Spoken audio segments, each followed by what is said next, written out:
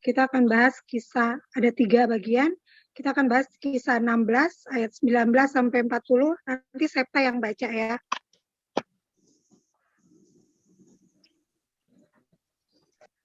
Kisah 16 ayat 19 sampai 40. Ketika tuan-tuan perempuan itu melihat bahwa harapan mereka akan mendapat penghasilan lenyap, mereka menangkap Paulus dan Silas, lalu menyeret mereka ke pasar untuk menghadap penguasa. Setelah mereka membawa keduanya menghadap pembesar-pembesar kota itu, berkatalah mereka, katanya, orang-orang ini mengacau kota kita ini karena mereka orang Yahudi dan mereka mengajarkan adat istiadat yang kita sebagai orang Rum tidak boleh menerimanya atau menurutinya. Juga orang banyak bangkit menentang mereka. Lalu pembesar-pembesar kota itu menyuruh mengoyakkan pakaian dari tubuh mereka dan mendera mereka. Setelah mereka berkali-kali didera, mereka dilemparkan ke dalam penjara. Kepala penjara diperintahkan untuk menjaga mereka dengan sungguh-sungguh. Sesuai dengan perintah itu, kepala penjara memasukkan mereka ke ruang penjara yang paling tengah dan membelenggu kaki mereka dalam pasungan yang kuat. Tetapi kira-kira tengah malam, Paulus dan Silas berdoa dan menyanyikan puji-pujian kepada Allah, dan orang-orang hukuman lain mendengarkan mereka. Akan tetapi, terjadilah gempa bumi yang hebat, sehingga sendi-sendi penjara itu goyah, dan seketika itu juga terbukalah semua pintu, dan terlepaslah belenggu mereka semua. Ketika kepala penjara itu terjaga dari tidurnya dan melihat pintu-pintu penjara terbuka, ia menghunus pedangnya hendak membunuh diri karena ia menyangka bahwa orang-orang hukuman itu telah melarikan diri. Tetapi Paulus berseru dengan suara nyaring, katanya, "Jangan celakakan dirimu, sebab kami semuanya masih ada di sini."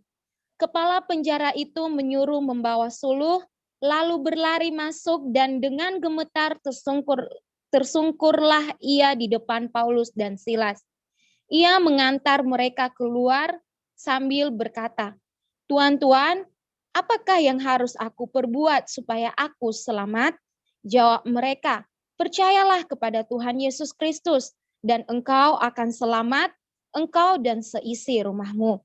Lalu mereka memberitakan firman Tuhan kepadanya dan kepada semua orang yang ada di rumahnya. Pada jam itu juga kepala penjara itu membawa mereka dan membasuh bilur mereka. Seketika itu juga ia dan keluarganya memberi diri dibaptis. Lalu ia membawa mereka ke rumahnya dan menghidangkan makanan kepada mereka. Dan ia sangat bergembira bahwa ia dan seisi rumahnya telah menjadi percaya kepada Allah. Setelah hari siang, pembesar-pembesar kota menyuruh pejabat-pejabat kota pergi kepada kepala penjara dengan pesan, "Lepaskanlah kedua orang itu." Kepala penjara meneruskan pesan itu kepada Paulus, katanya, "Pembesar-pembesar kota telah menyuruh melepaskan kamu. Jadi keluarlah kamu sekarang dan pergilah dengan selamat." Tetapi Paulus berkata kepada orang-orang itu, "Tanpa diadili mereka telah mendera kami, warga negara Roma di muka umum, lalu melemparkan kami ke dalam penjara. Sekarang mereka mau mengeluarkan kami dengan diam-diam.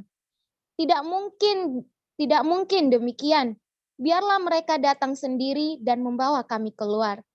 Pejabat-pejabat itu menyampaikan perkataan itu kepada pembesar-pembesar kota. Ketika mereka mendengar bahwa Paulus dan Silas adalah orang Rom, maka takutlah mereka. Mereka datang minta maaf lalu membawa kedua rasul itu keluar dan memohon supaya mereka meninggalkan kota itu. Lalu mereka meninggalkan penjara itu dan pergi ke rumah Lydia. Dan setelah bertemu dengan saudara-saudara di situ dan menghibur mereka, berangkatlah kedua rasul itu.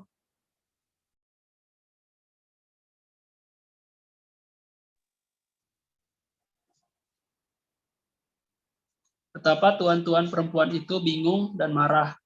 Setelah mempertimbangkan segala sesuatu, mereka tidak berbuat apa-apa kepada Paulus dan Silas.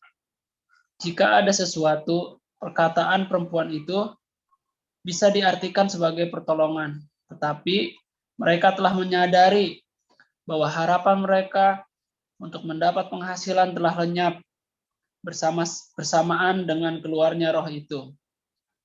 Lukas mungkin dengan sengaja memakai kata kerja yang sama, keluar, dalam ayat 18 dan 19. Segelintir orang merdeka dan terpandang justru hidup dengan cara memeras hamba yang tak berarti. Tetapi dalam pikiran Paulus, publikasi Injil bebas dari tepuk tangan halayak tidak cukup membayar keunggulan spiritual itu. Bahkan untuk seorang yang begitu hina dari kumpulan itu, seperti hamba perempuan itu.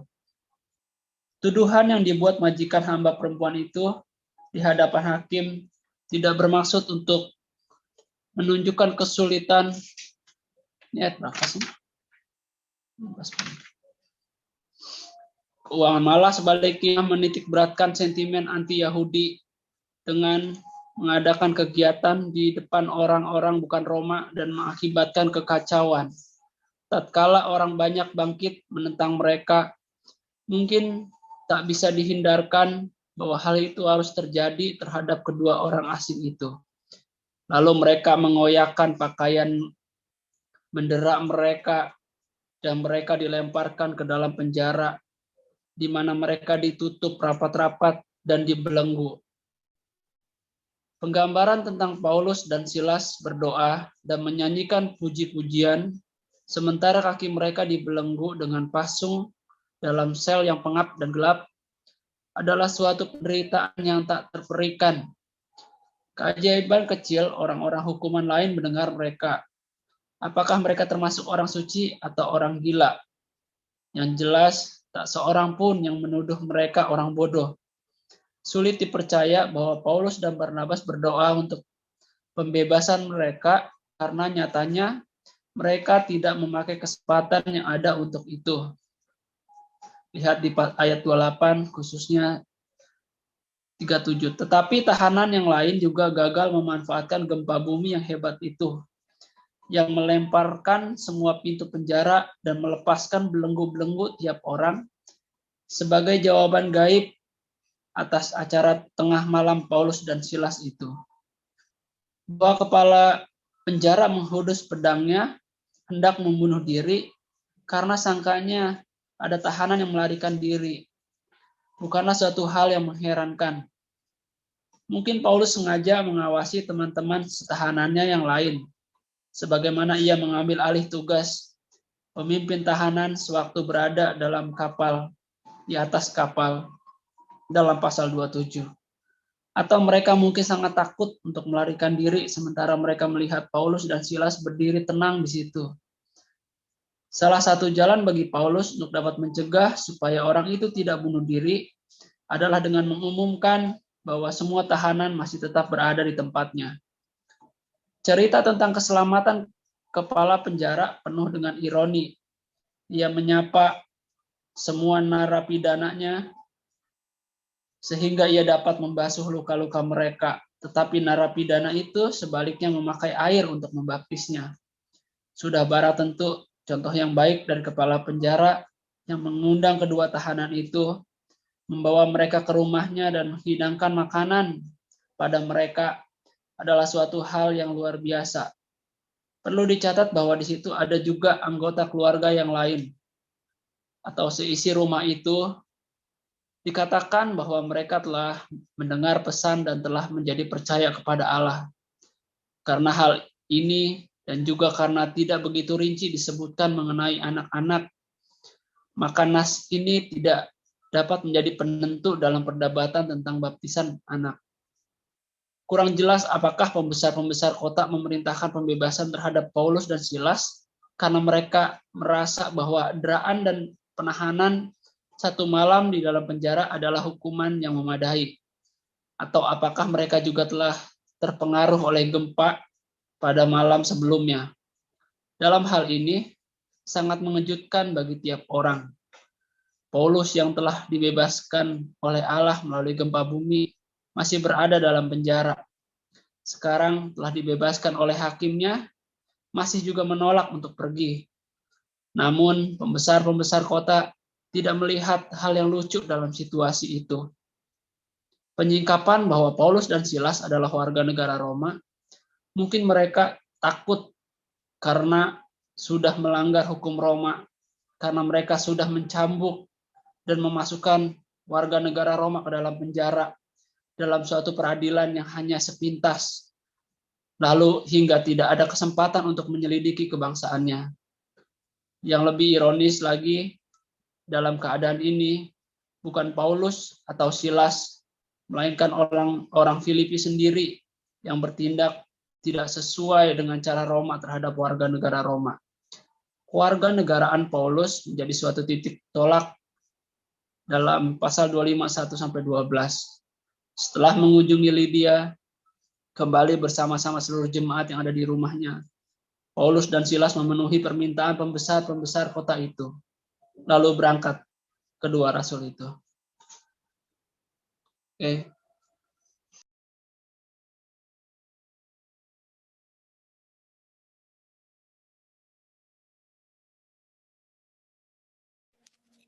Oke, terima kasih We.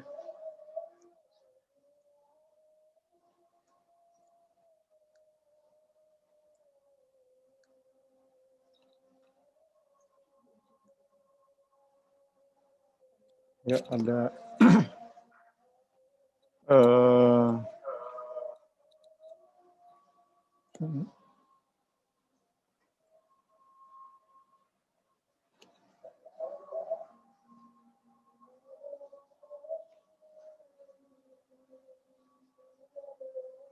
Roman Magistrate.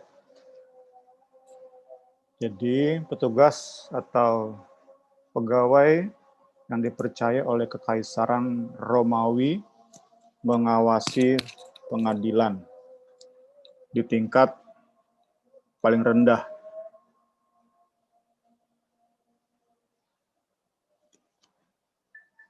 Dan itu biasanya, bukan biasanya, emang selalu ada dua orang.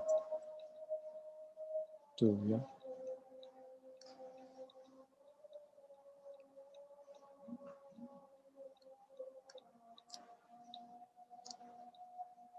Kemudian kita lihat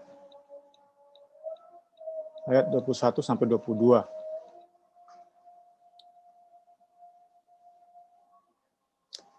Mereka dikatakan, orang-orang Filipi dikatakan bangga dengan status warga negara Roma.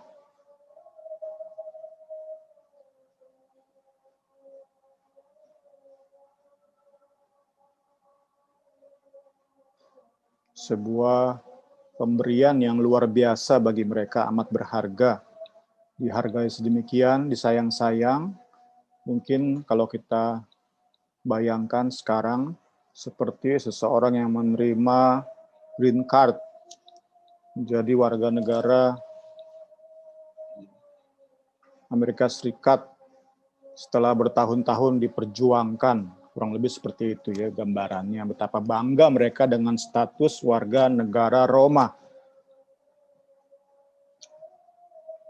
Kebanggaan semacam inilah yang dimanfaatkan oleh tuan dari si gadis.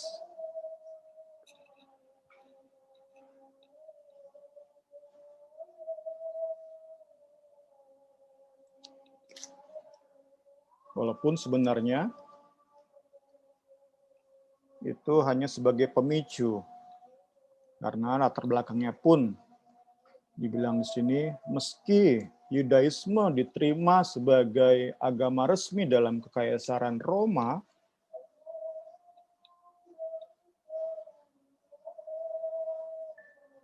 tetapi itu agama Yudaisme tidak disukai oleh pemerintahan Roma sendiri, tidak terlalu disukai oleh koloni-koloni Roma tadi ya, negara-negara yang dijajah oleh Kekaisaran Romawi, pemerintahannya pun tidak menyukai orang-orang Yahudi dan agamanya. Sekali lagi, meskipun dari sisi legalitas mereka diakui, tetapi mereka tidak disukai oleh pemerintahan kota-kota yang berada di bawah kekuasaan Kaisar Romawi.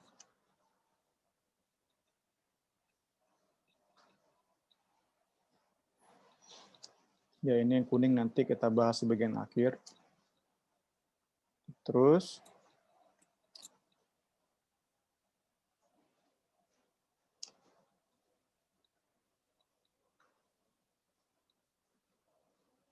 tadi sudah disinggung oleh Pak Wewe dalam bukunya bahwa sangat besar kemungkinan bagian dalam sebuah penjara itu bukan hanya dingin, lembab, tapi juga ada segala macam serangga. Sebuah kondisi yang tentu secara manusia tidak memungkinkan untuk seseorang merasa tenang dan damai, sukacita, dan bergembira. Itu sebuah kemustahilan bagi manusia, meskipun sekelas Paulus dan Silas. Tentu apa yang mereka bisa lakukan itu semata-mata pekerjaan firman dan Roh Kudus dalam hidup mereka, anugerah Allah yang demikian besar bagi hidup mereka. Sehingga tadi meskipun mereka harus berada di sebuah ruangan yang lembab, dingin, banyak serangganya, tetapi mereka tetap bisa dikatakan di sini menyanyikan pujian, berdoa dan menyanyikan pujian sampai datanglah gempa bumi yang membebaskan mereka. Ya, di sini ada komentar cara Allah menyatakan mujizatnya. Inilah yang sering Allah gunakan untuk menyatakan mujizatnya, yaitu Tuhan Allah menggunakan tenaga alam, natural forces, dalam cara yang supranatural, dalam waktu atau timing dan tujuan yang supranatural.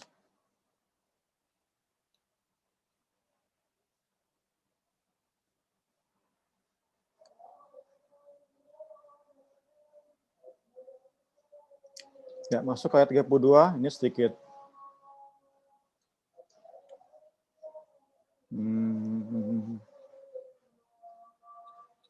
tambahan dari saya ya. Dikatakan di sini bahwa Paulus pergi melayani kepala penjara di rumahnya.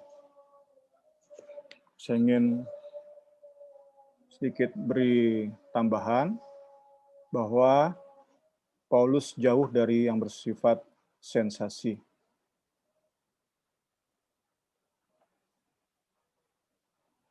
Paulus memilih untuk melayani di sebuah rumah.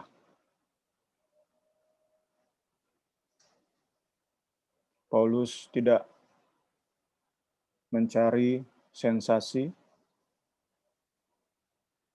Secara manusia mungkin tergoda juga ya, melihat narapidana yang banyak yang sudah menyaksikan mujizat sedemikian luar biasa. Tentu ada godaan juga untuk mengadakan penginjilan besar-besaran di penjara. Tetapi bukan itu yang dipilih oleh Paulus. Paulus memilih melayani kepala penjara di rumahnya. Melayani sebuah rumah tangga. Memang bukan berarti tidak ada napi yang bertobat dan percaya Yesus saat itu. karena tidak disebutkan, tidak dijelaskan. Tapi sekali lagi tafsiran saya, Paulus dalam pelayanannya sama sekali tidak mencari sensasi. Karena itu kita perlu juga selalu mencurigai, mewaspadai semua yang berbau sensasi. Saya kaitkan dengan berita yang viral di medsos baru-baru ini. Preman pasar banyak bertobat dan beribadah sama-sama di pasar. Penuh sensasi. Patut kita curigai dengan menyelidikinya lebih dalam. Tentu tidak langsung kita hakimi, wah itu semua palsu, itu semua sesat, itu semua bersifat tidak benar. Tapi sekali lagi, saat sesuatu berbau sensasi, mari kita lebih selidiki. Masuk ke ayat 33, 34. Kembali tadi sudah sempat disinggung oleh bukunya Pak Wewe tentang baptisan bayi. Baptisan bayi.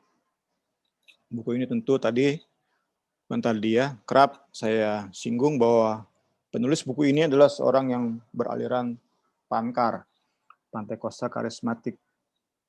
Tentu beliau menolak praktek pembaptisan bayi.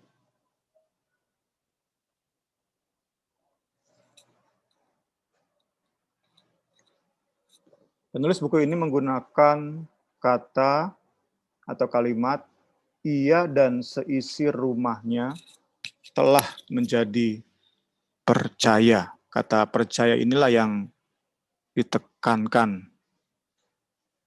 Everyone believed. Sedang kita tahu bahwa seorang bayi belum bisa percaya. Karena seorang bayi tidak mengerti apa-apa, tentu belum bisa percaya.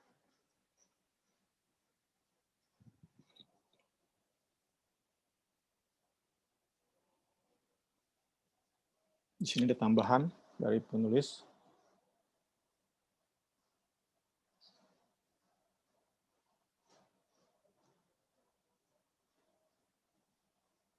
Ada kemungkinan bahwa si kepala penjara tidak punya anak kecil. Kemungkinan lain adalah budaya Roma tidak menginclude, tidak memasukkan bayi atau anak kecil ke dalam sebutan seisi rumah.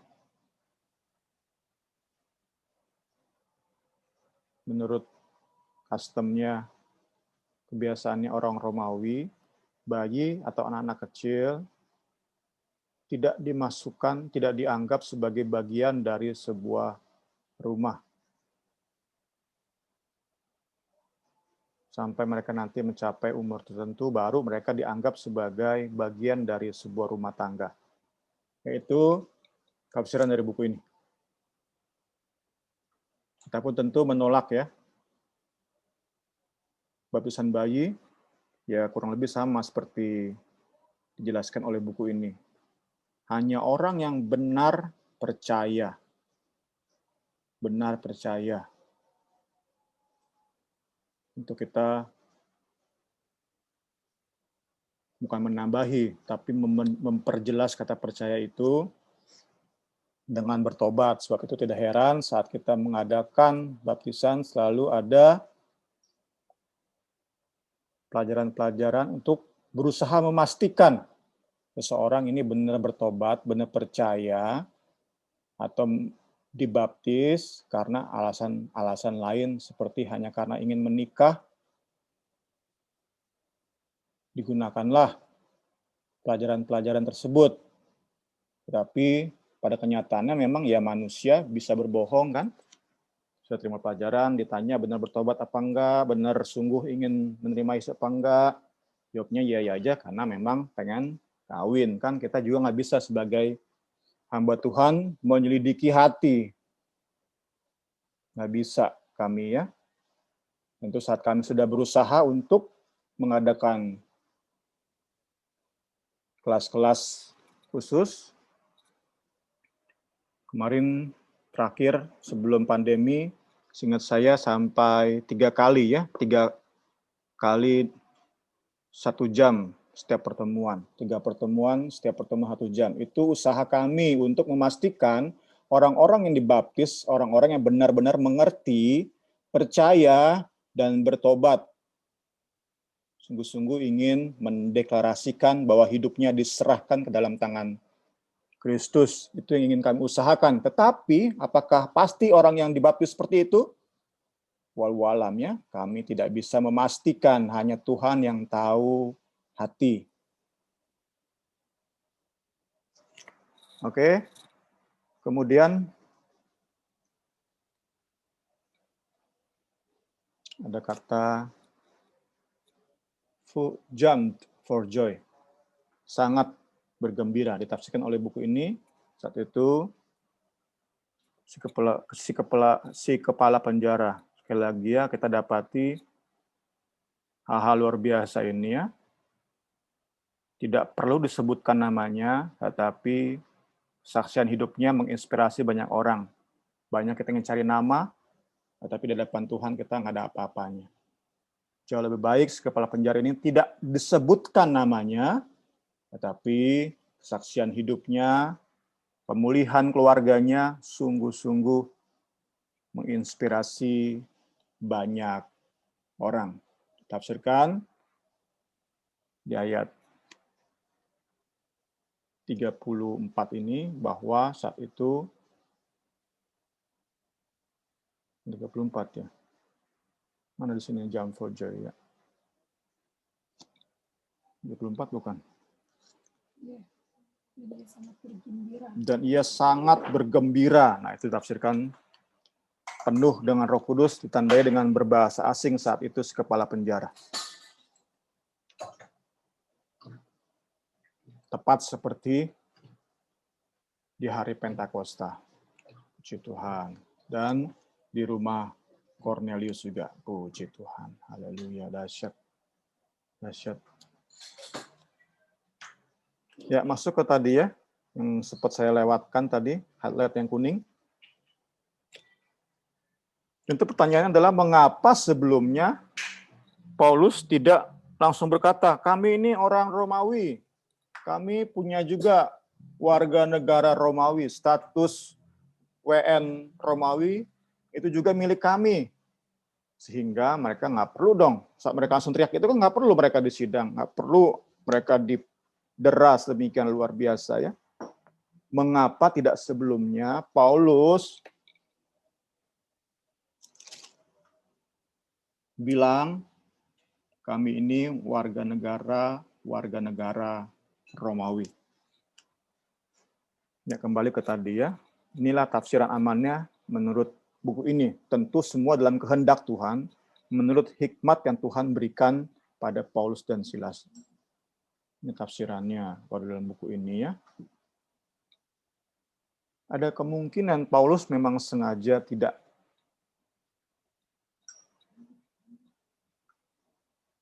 menyebutkan statusnya tadi sebagai warga negara Romawi. Karena pertama, menghindari kesan bahwa Injil hanya untuk warga negara Romawi. Yang akan dampaknya memberi rasa tertolak bagi orang-orang yang tak mempunyai warga negara Romawi. Sekali lagi, alasan mengapa tidak sebelumnya Paulus ngaku sebagai orang Romawi, sebagai orang yang punya. Kita tahu bersama ya, Paulus orang Yahudi ya. Paulus seorang Farisi yang bertobat, orang Yahudi dia, Yahudi asli. Mak bapaknya, opa, omanya, kakek buyutnya, terus kita bisa ini kan, semuanya mereka Yahudi asli. Nggak ada campuran Paulus ya. Tapi dia juga terima kewarganegaraan Romawi. Mengapa tidak sebelumnya dia bilang ke hadapan pengadilan, tadi pertama menghindari kesan bahwa Injil hanya untuk orang Romawi, yang akan memberi rasa tertolak bagi orang-orang yang tidak memiliki kewarganegaraan Romawi. Kedua, mendukung pesan mereka tentang menderita demi Kristus. Saat mereka terlalu cepat mengamankan diri dari aniaya, itu takutnya membuat orang-orang di Filipi pun tidak siap untuk menderita demi Kristus. Ini menjawab pertanyaan mengapa tidak sebelum-belumnya Paulus berkata bahwa ia warga negara Romawi. Pertanyaan selanjutnya adalah mengapa sekarang dia merasa perlu untuk mengaku sebagai orang Romawi. Kenapa nggak terus diam saja? Terus langsung pergi. Kan sudah dibiarkan pergi, kan sudah dipersilahkan pergi dari Filipi. Kenapa harus sekarang ngaku-ngaku? Ada dua tafsiran. Ada dua kemungkinan. Bukan dua kemungkinan, dua poinnya. Ya ini. Pertama, meluruskan persepsi yang keliru. Mengembalikan nama baik Paulus dan Silas. Bahwa mereka bukanlah pimpinan atau gembong pemberontak terhadap kekaisaran Romawi. Paulus ingin memastikan bahwa penduduk Filipi tidak menganggap mereka sebagai pemimpin pemberontak.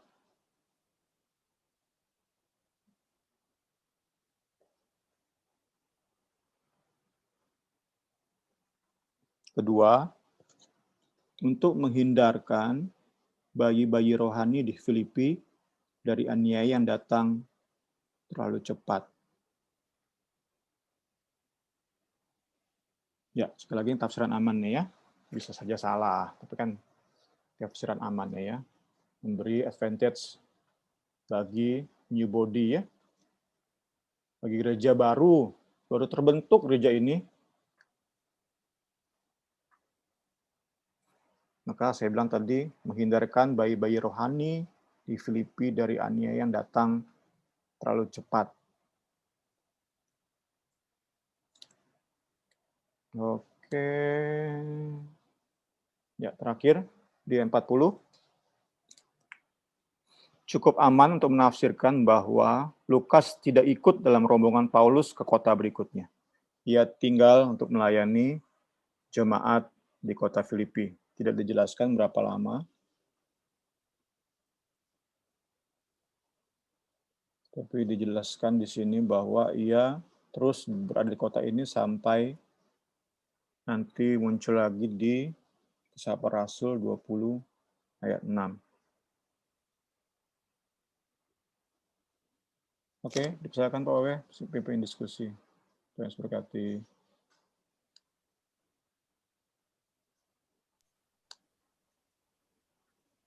Ya, kasih Bung. Mana yang teman-teman ada yang mau tanya? Via chat juga boleh, silakan.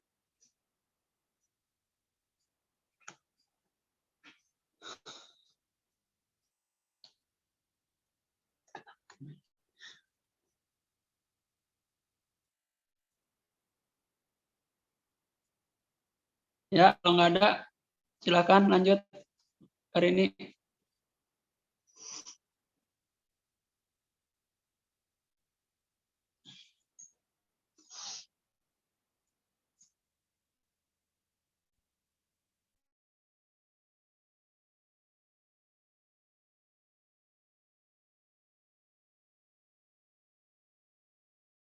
Oke. Ya, nanti selanjutnya yang baca Agnes ya, Nas. Kisah Rasul 17 ya, Karin? Ayat 1 sampai 9. Oke. Oke. Keributan di Tesalonika. Paulus dan Silas mengambil jalan melalui Amfipolis dan Apolonia dan tiba di Tesalonika. Di situ ada sebuah rumah ibadat orang Yahudi. Seperti biasa, Paulus masuk ke rumah ibadat itu. 3 hari Sabat berturut-turut, ia membicarakan dengan mereka bagian-bagian dari kitab suci. Ia menerangkannya kepada mereka dan menunjukkan bahwa Mesias harus menderita dan bangkit dari antara orang mati. Lalu ia berkata, "Inilah Mesias, yaitu Yesus, yang kuberitakan kepadamu." Beberapa orang dari mereka menjadi yakin dan menggabungkan diri dengan Paulus dan Silas, dan juga sejumlah besar orang Yunani yang takut kepada Allah. Dan tidak sedikit perempuan-perempuan terkemuka. Tetapi orang-orang Yahudi menjadi iri hati, dan dengan dibantu oleh beberapa penjahat dari antara petualang-petualang di pasar, mereka mengadakan keributan dan mengacau kota itu. Mereka menyerbu rumah Yason dengan maksud untuk menghadapkan Paulus dan Silas kepada sidang rakyat. Tetapi ketika mereka tidak menemukan keduanya, mereka menyeret Yason dan beberapa saudara ke hadapan pembesar-pembesar kota sambil berteriak, katanya, "Orang-orang yang mengacaukan seluruh dunia telah datang juga kemari." Dan Yason menerima mereka numpang di rumahnya. Mereka semua bertindak melawan ketetapan-ketetapan Kaisar dengan mengatakan bahwa ada seorang raja lain, yaitu Yesus. Ketika orang banyak dan pembesar-pembesar kota mendengar semuanya itu, mereka menjadi gelisah. Tetapi setelah mereka mendapat jaminan dari Yason dan dari saudara-saudara lain, mereka pun dilepaskan.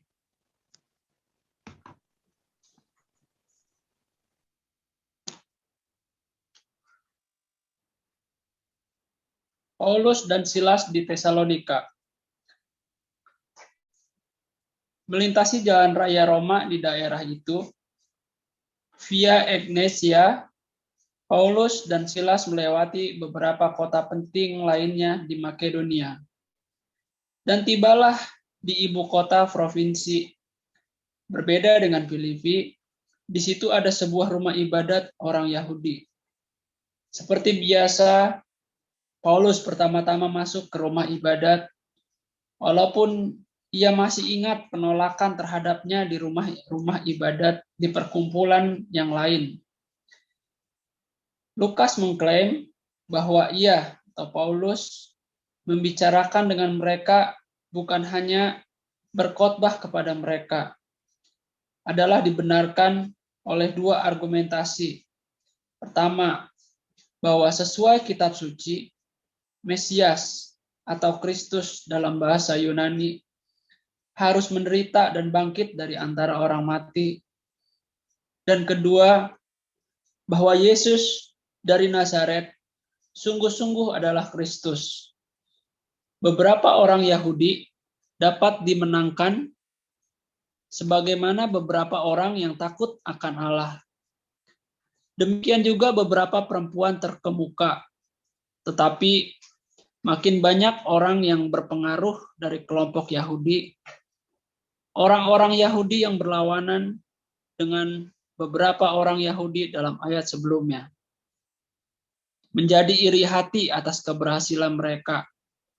Rencana mereka dimulai secara rahasia dan membuat kerusuhan kecil dengan cara melakukan beberapa hal buruk dengan tujuan tertentu. Lalu mereka berkerumun agar mereka bisa menuduh orang Kristen mengadakan keributan, termasuk Yason yang tinggal bersama-sama dengan Paulus dan Silas. Masyarakat pun jadi resah. Pengetahuan mereka tentang sejarah ini dangkal, di mana mereka menuduh keras tuduhan yang mungkin timbul dari pembicaraan mereka dengan Paulus dan Silas di rumah ibadat. Hasil pertemuan itu tidak mencapai kesepakatan dengan membuat Yason dan yang lain menjadi jaminan. Mungkin maksudnya adalah agar orang-orang Kristen setempat dipaksa untuk memberikan pengamanan dan menjanjikan keberangkatan Paulus dan Silas, atau tunduk terhadap hukuman yang keras. Ini mungkin suatu keputusan yang dianggap selaku pekerjaan iblis dalam 1 Tesalonika 2, 17-18. Tetapi kami, saudara-saudara yang seketika terpisah dari kamu, telah berusaha untuk menemui kamu, tetapi iblis telah mencegah kami. Oke, thank you.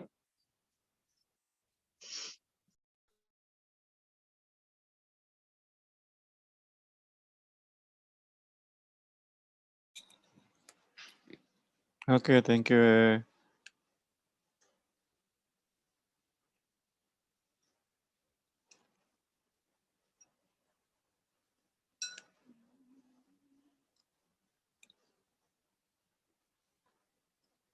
Ya, ada kemungkinan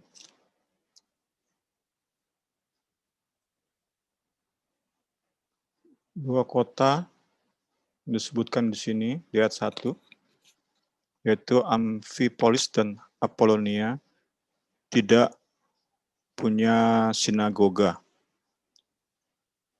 Tampaknya ini yang menghantar Paulus langsung ke Tesalonika. Ayat 5. Meskipun baru saja mereka mengalami aniaya, didera di Filipi,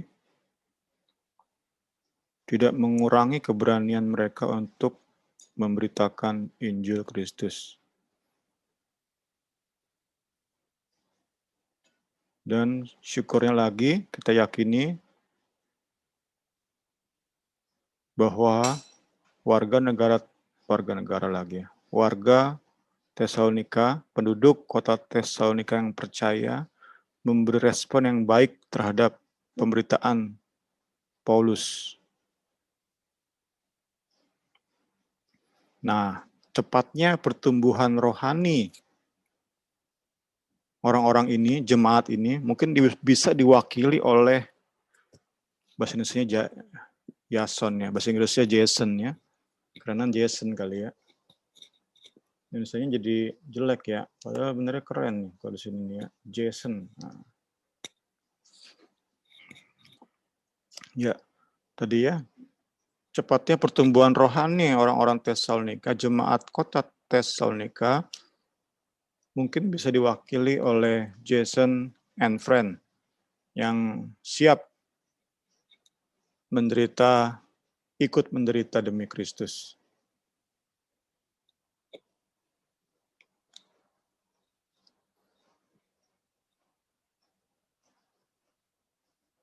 Saya kasih ayat di sini, 1 Tesalonika 1 ayat 6. Dan kamu telah menjadi penurut kami dan penurut Tuhan. Dalam penindasan yang berat, kamu telah menerima firman itu dengan sukacita yang dikerjakan oleh Roh Kudus. 1 Tesalonika 1 ayat 6. Dalam penindasan yang berat, kamu telah menerima firman itu. Jadi tadi kembali, saya ulang, bisa tafsirkan bahwa pertumbuhan jemaat di kota ini cepat, meskipun tidak banyak, tetapi cepat. Berbeda nanti dengan di Berea, itu banyak diyakini, banyak. Mayoritas orang Yahudi di kota Berea selamat. Sedangkan di kota ini tidak demikian. Tapi meskipun sedikit, terjadi pertumbuhan rohani, istilahnya Kasuci kemarin, percepatan pertumbuhan rohani yang kita bisa wakilkan oleh Jason and Friends. Selanjutnya,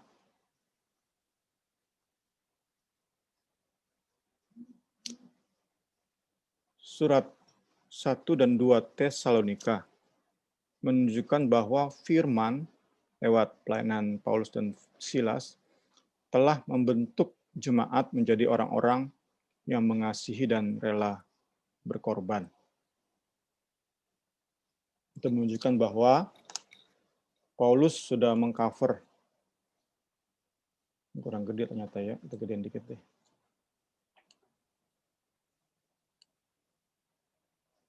Ya,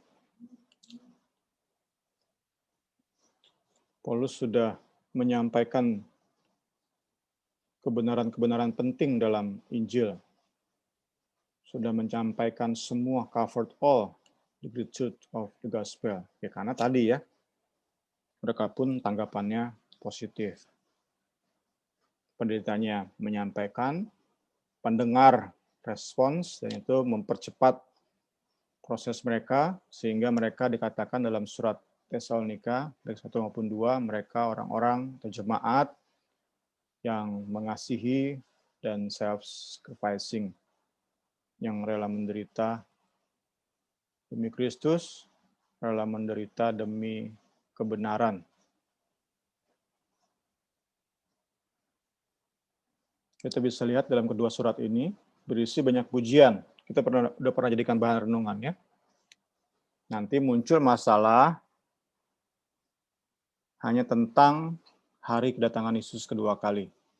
Tentang rapture dan second coming. Itu yang jadi pembahasan di surat Tesalonika.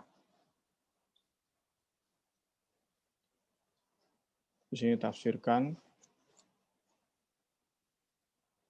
saat tinggal Paulus, kemudian ada beberapa jemaat meninggal. Nah, ini gimana nih nasibnya? Nah, itu membuat jemaat Tesalonika bertanya-tanya. Kebingungan tersebut sampai ke telinga Paulus. Paulus menulis surat Tesalonika. Kurang lebih seperti itu kronologinya ya. Kita bisa lebih ngerti lagi, puji Tuhan. Ayat 9 sudah disinggung jelas tadi oleh Pak Wewe, termasuk ayatnya ya, 1 Tesalonika 2 ayat 18. Diyakini inilah penyebab Paulus tidak bisa mengunjungi jemaat di Tesalonika, meskipun dikatakan sangat rindu. Saya bacakan lagi deh ya. Tetapi kami saudara-saudara yang seketika terpisah dari kamu, jauh di mata, tetapi tidak jauh di hati. Sungguh-sungguh dengan rindu yang besar. Nah, telah berusaha untuk datang menjenguk kamu. Sebab kami telah berniat untuk datang kepada kamu. Aku, Paulus, malahan lebih dari sekali. Tetapi iblis mencegah kami. Nah, itu ditafsirkan, iblis mencegah kami. Cara iblis mencegah datangan Paulus secara langsung, kunjungan secara langsung kepada jemaat ini adalah jaminan tadi ya.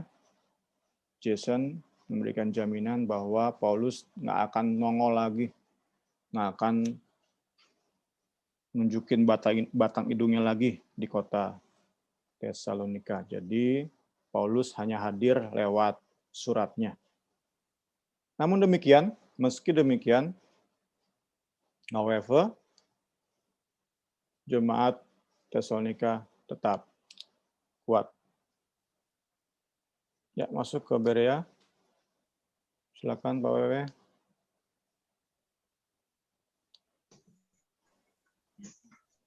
Ya, makasih Bu. Ya, jadi tambah ini ya, tambah pengetahuannya kita ya. Tadinya kan baca Tesalonika 2, 17, 18 itu kan jadi ngawang-ngawang gitu ya. Kita ngira-ngira gitu, apa sih iblis itu. Nyata itu sudah terjawab. Oke, lanjut Marin, silakan.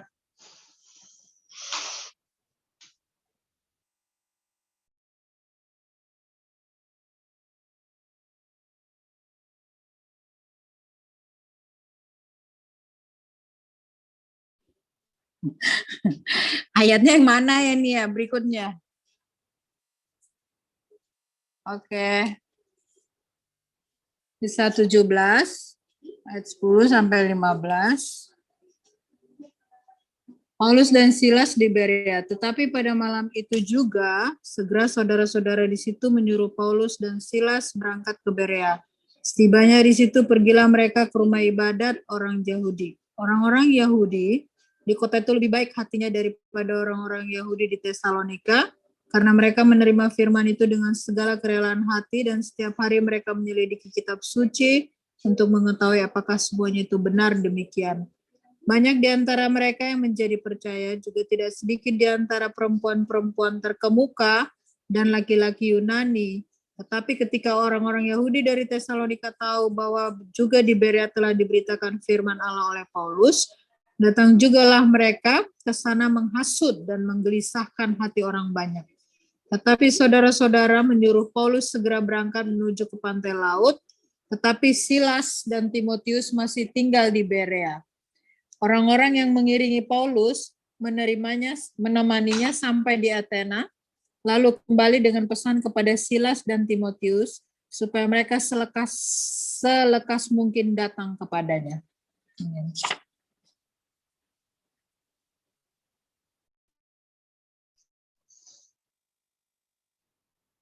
Paulus dan Silas di Berea. Keadaan dalam pasal 17:1-7 terulang lagi di Berea. Selain daripada orang-orang Berea lebih terbuka hatinya daripada orang-orang Yahudi di Tesalonika. Bukan karena mereka semua setuju dengan Paulus dan Silas, melainkan karena mereka yang tidak menyetujuinya tidak bersikap iri hati, malahan menyelidiki kitab suci untuk mengetahui apakah yang dikatakan Paulus semua itu benar demikian seperti sebelumnya. Firman yang ditaburkan menghasilkan buah. Namun kaum penentang dari Tesalonika sampai juga ke Berea. Mereka menghasut orang banyak, menyuruh orang-orang Kristen mengusir keluar Paulus. Pengacau ulung itu, Silas dan Timotius masih tinggal beberapa hari lagi di Berea. Oke, sedikit aja. Terima kasih. Oke, thank you. Ya.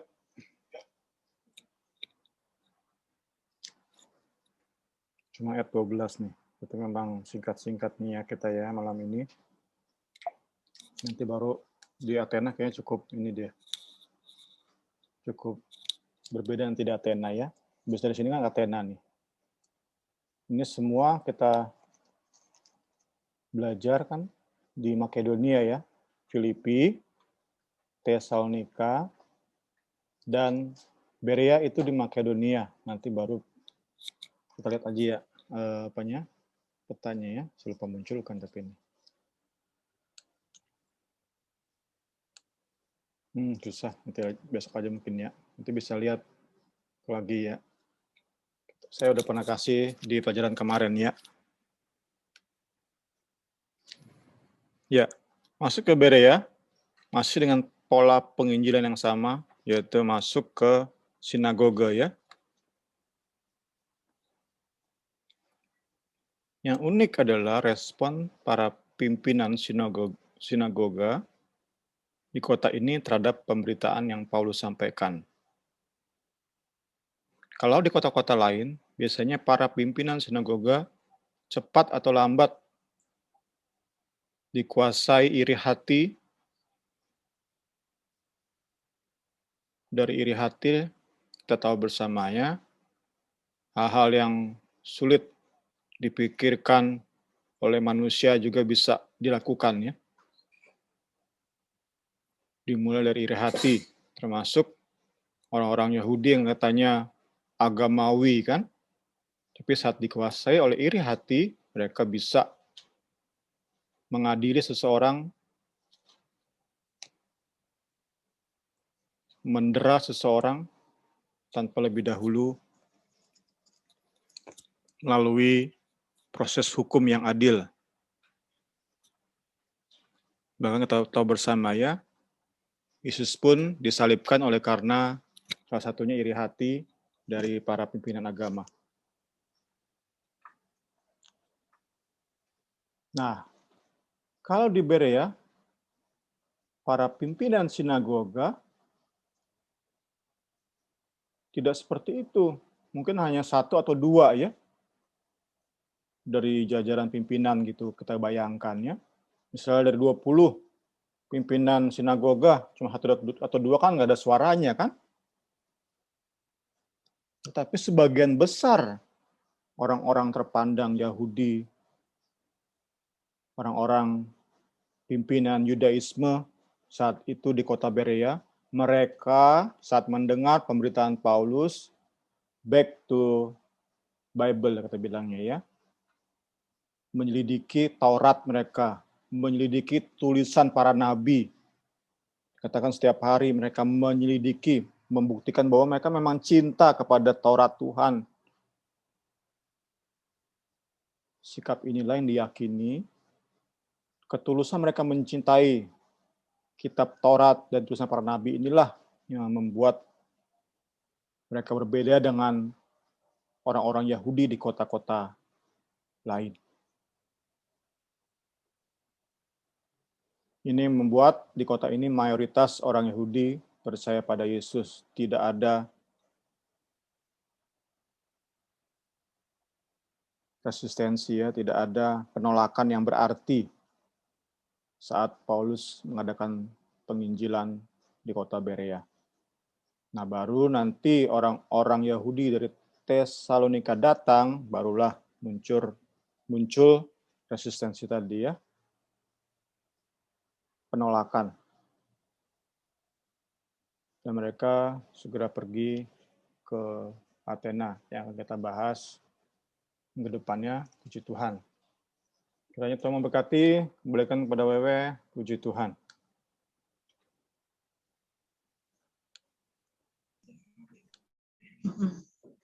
Oke, terima kasih Bung. Terima kasih semuanya yang sudah bergabung. Tuhan Yesus berkati ya semua ya. Nambah pengetahuan kita semua, semakin kita diberkati lagi. Oke, Mama ini silakan. Oke, nanti yang tutup doa Jenny ya. Oke. Tolong ya, Cen. Ya, makasih.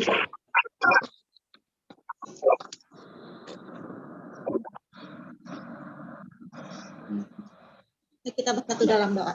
Terima kasih Tuhan Yesus untuk kesempatan yang Kau berikan kepada kami bersama-sama Tuhan kembali belajar akan kebenaran firman-Mu Tuhan.